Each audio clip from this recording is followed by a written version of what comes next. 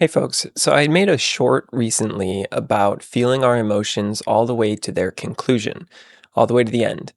And I've kind of been thinking about that a lot this week, and I kind of wanted to expand on that concept and sort of talk a little bit about not just emotions getting cut off before we feel them all the way, but even certain thoughts and kind of how that works. So I'm going to use an example here from Carl Jung's autobiography to hopefully illuminate this point a little bit. So, in that short, I talked about how when we're not feeling our emotions to their conclusion all the way through, we can sort of end up with loading bars that get cut off and they can stop at 30, 40, 50% and never feel completed.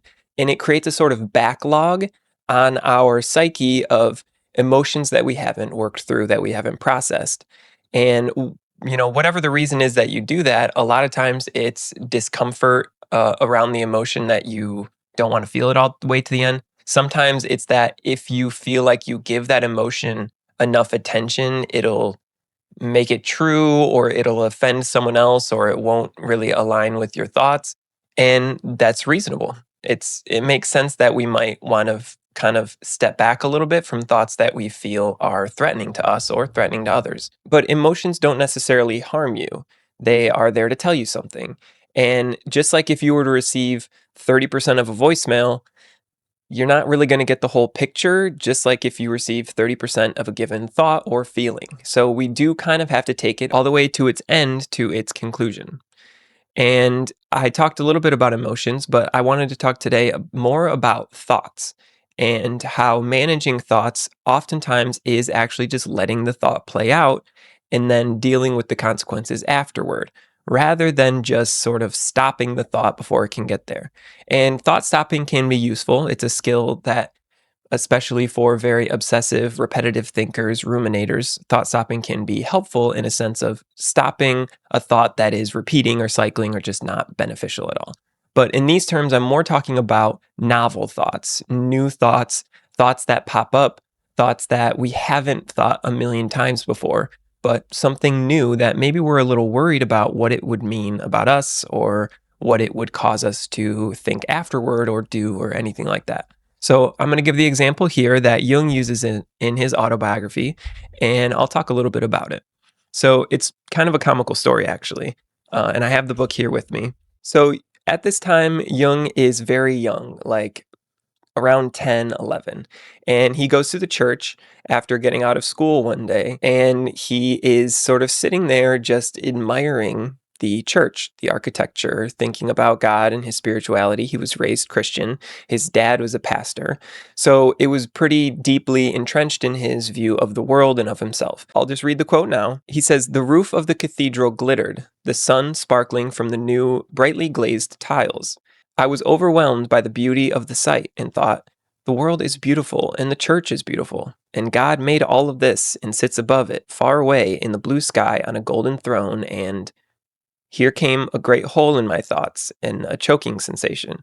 I felt numbed and knew only, don't go on thinking now. Something terrible is coming. Something I do not want to think. Something I dare not even approach. All I need to do is go on not thinking." Now, for a deeply pensive and very thoughtful person, it's a bit of a paradox or a sort of oppositional lesson that he learned from this, that as a deep thinker, he had to tell himself not to think. And this doesn't really align with him, his processing, his personality, his background. And so it was in conflict with his psyche, at least his upper level psyche.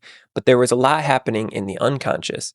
And when we experience these moments where we get an intense urge to stop a thought or to react differently to an emotion, or we get these dreams, these messages, these shivers, things like that, these are interfaces with the unconscious.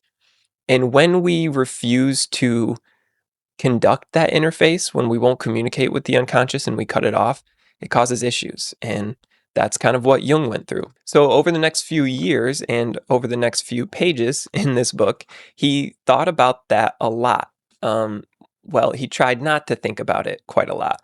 So, he talks a lot about how it bothered him. And he says here that he gets home and his mom asks, "What is the matter with you? Has something happened at school?" He says, "I was able to assure her, without lying, that nothing had happened at school.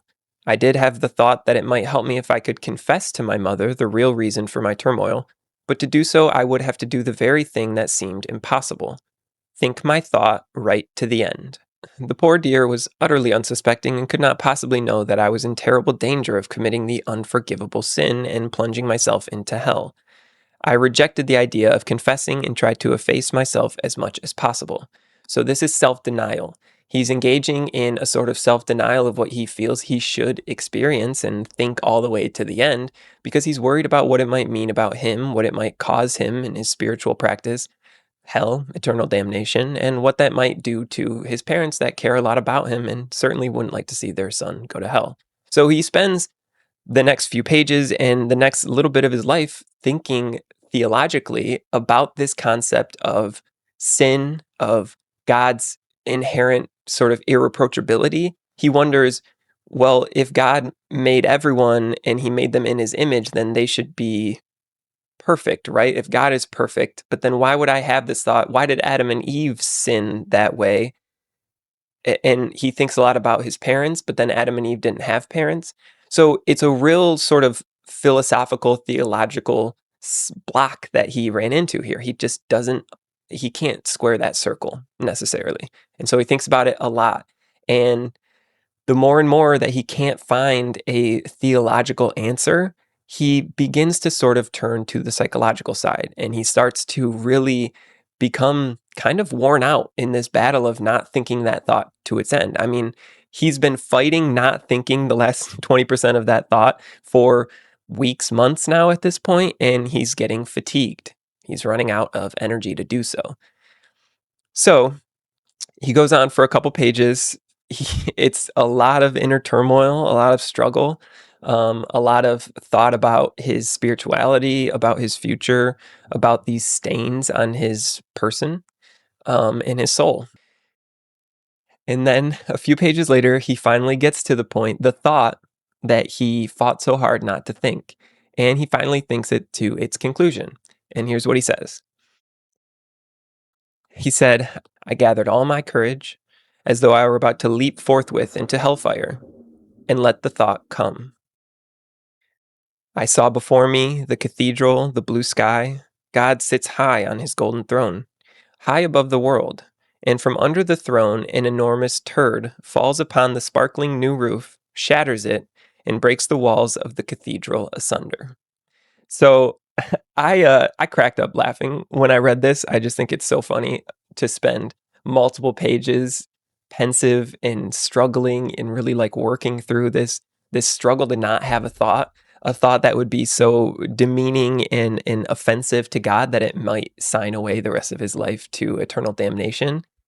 Um, and you know, he's a 10-year-old at this point, so he's very much kind of built this up to be an intense thing in his mind. And when he finally gives himself the justification, obviously he used a spiritual justification, but my guess is he would have ended up there anyway. You can only fight the unconscious for so long.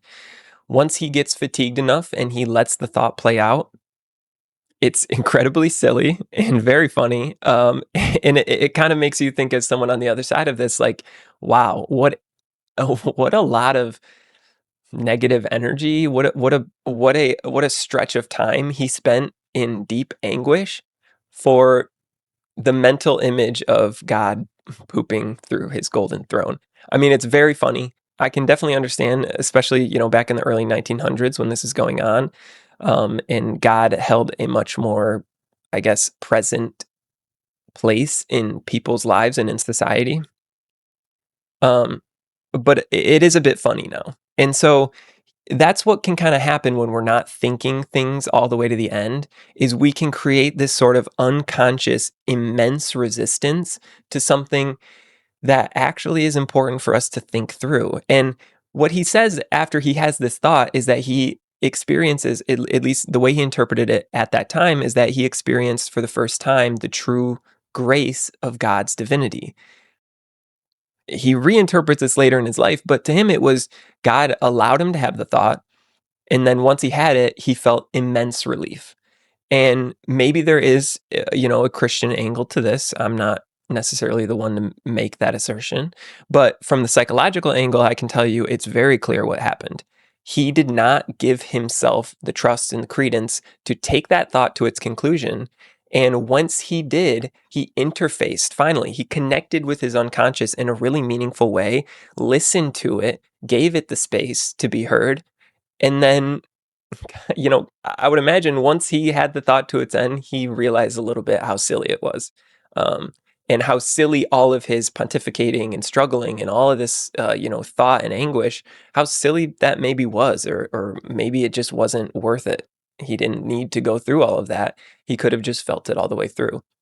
So for Jung, this is a really big moment, and this sort of sets the trajectory for the rest of his life because he had that really meaningful interfacing with the unconscious in a way that really made him understand himself differently and made him appreciate that you can't really avoid things, and you definitely cannot avoid your own things, your own unconscious. And so it's better to just lean into it and address it and communicate and interface, and then do what you can with it after that. But the more that you fight your own unconscious, the more distressed you're going to become.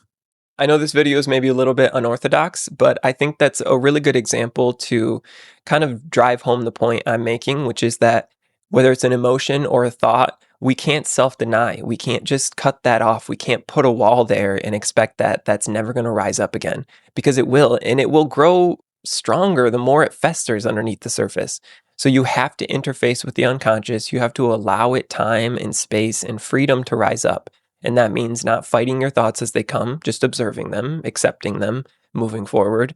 And it often means making time for the unconscious to arise, times of quiet, of a flow state, of doing things that you love without expectation. There's a lot of ways that we sort of distract ourselves to avoid addressing the unconscious. And I think it's just important to be mindful of how often we're doing that and make sure that it's not all the time, because the unconscious has things it wants to tell us and we ought to be listening.